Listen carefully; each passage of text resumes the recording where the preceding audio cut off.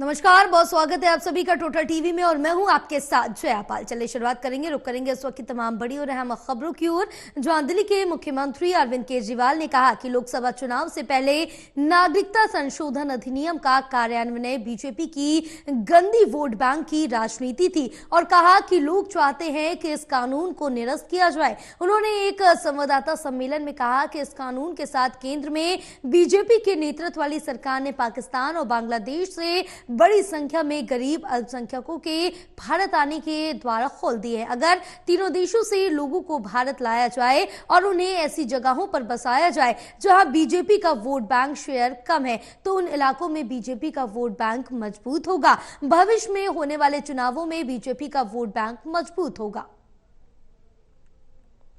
कि बांग्लादेश के, पाकिस्तान के और अफगानिस्तान के लोगों को हमारे देश में लाके बसाएंगे और उनको हमारे बच्चों के हक के रोजगार उनको देंगे। ये लोग कह रहे हैं कि 2014 के पहले आए हुए घुसपैठियों को इन नागरिकता दी जाएगी। ऐसा नहीं है, ये तो शुरुआत है। एक बार ये सिलसिला चालू हो गया, एक बार दरवाजे खुल गए तो फिर बहुत बड़ी संख्या में पाकिस्तानी और बांग्लादेश से लोग भारत में आने लगेंगे। कि ये पूरा का पूरा खेल वोट बैंक बनाने की गंदी राजनीति है। इन तीनों देशों से 1.5-2 करोड़ लोगों को अगर भारत ले आया गया और उनको चुन चुन के इस तरह से देश के अलग अलग भागों में बसाया गया, जिससे जहां जहां बीजेपी के वोट कम है वहां झुग्गियां डाल के अगर इन लोगों को वहां बसाया गया तो वहां बीजेपी का एक पक्का वोट बैंक तैयार हो जाएगा, बीजेपी के वोट बढ़ जाएंगे।